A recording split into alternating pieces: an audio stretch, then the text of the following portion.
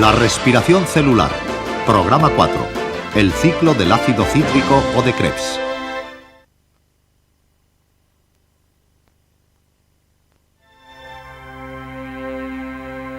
Hace unos 1500 millones de años empezó el primitivo proceso de la glucólisis. Después, a medida que el oxígeno se acumuló en la atmósfera, la vida se fue extendiendo sobre la Tierra. Y la supervivencia dependió de la disponibilidad de grandes reservas de energía, mucha más de la que la glucólisis puede proporcionar.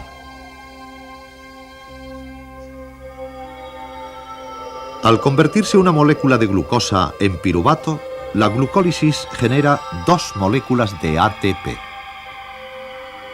Sin embargo, estos 2 ATPs representan solo un 2,2% de la energía disponible. El resto se guarda como piruvato y NADH y se pierde en forma de calor.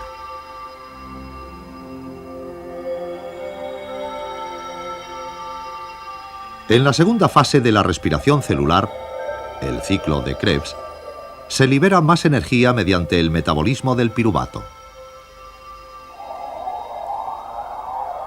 El ciclo de Krebs obtuvo su nombre del bioquímico británico Hans Krebs, que siguió al piruvato más allá de la glucólisis. Dentro de la célula, el piruvato se traslada desde el citosol y a través de ambas membranas mitocondriales hasta la matriz. El piruvato es una molécula de 3 carbonos, pero el ciclo de Krebs solo utiliza una molécula de 2 carbonos como punto de partida. Así que es necesario un proceso intermedio, la descarboxilación oxidativa, que prepare al piruvato para el ciclo de Krebs. Cuando el piruvato encuentra la coenzima A, el complejo suelta 2 electrones, un átomo de hidrógeno y dióxido de carbono para formar un acetilcoenzima A al aceptar los 2 carbonos. Los electrones y el hidrógeno son recogidos por un NAD+, formando NADH, un portador de energía intermedio. Es en los 2 carbonos del acetilcoenzima A en los que vamos a fijarnos. Primero, vamos a retroceder un poco y a echar un vistazo al ciclo de Krebs.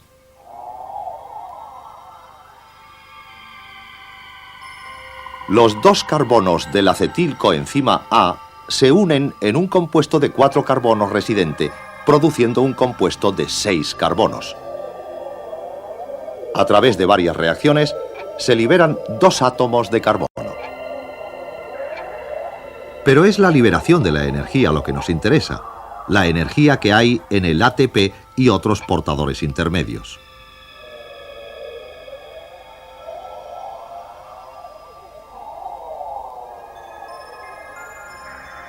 Aquí tenemos una visión general del ciclo de Krebs. Ahora vamos a ver el ciclo con más detalle, lo que nos revelará cómo se generan las cargas de energía. El acetilcoenzima A enlaza con un oxalacetato de 4 carbonos y produce ácido cítrico de 6 carbonos. El ácido cítrico pierde agua y forma el aconitato. El aconitato recoge entonces el agua y la trata para formar el isocitrato.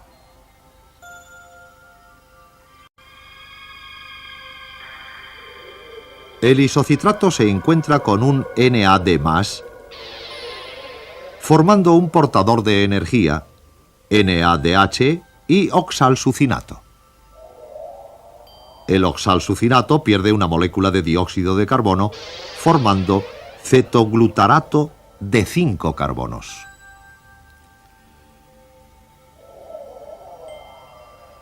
El cetoglutarato se une a la omnipresente coenzima A y libera 2 electrones, un hidrógeno y dióxido de carbono para formar el succinilcoenzima A.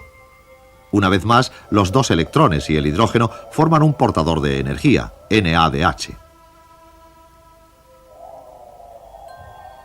El succinilcoenzima A reacciona con el ADP y un fosfato, liberando coenzima A y un ATP, formando succinato.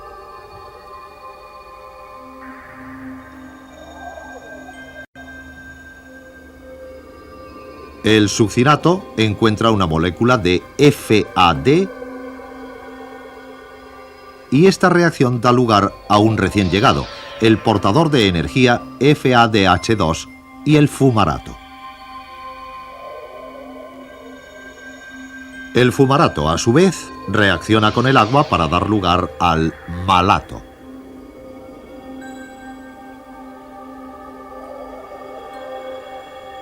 En la reacción final, el malato encuentra un NADH+, y produce el último portador de energía, NADH, regenerando el oxalacetato. A lo largo de una serie de 10 reacciones escalonadas, el oxalacetato se transforma en distintos reactivos y se recicla otra vez a oxalacetato.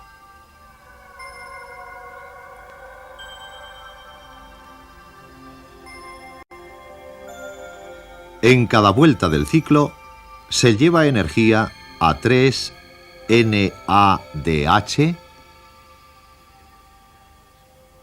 y un ATP. Y un FADH2 resulta expulsado junto con el dióxido de carbono. Los átomos de los 2 carbonos que entraron en el ciclo se expulsan como dióxido de carbono. Así que la finalidad del ciclo de Krebs es producir energía útil y así la energía introducida como acetilcoenzima A fue transferida al ATP y los portadores intermedios.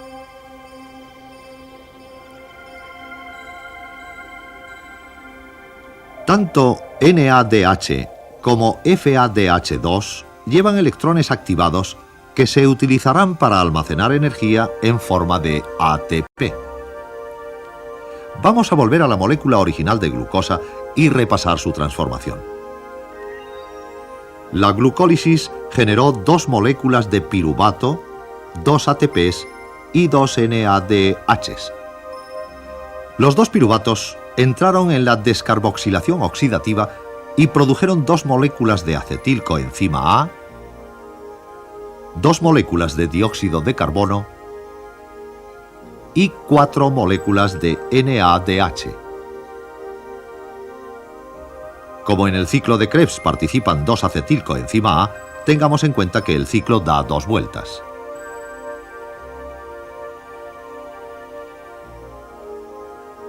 Ahora vamos a hacer lo que suele hacerse con los desperdicios, deshacernos del dióxido de carbono. Así que, hasta este momento de la respiración celular, la glucosa ha dado lugar a 4 ATPs y 12 impacientes portadores de energía.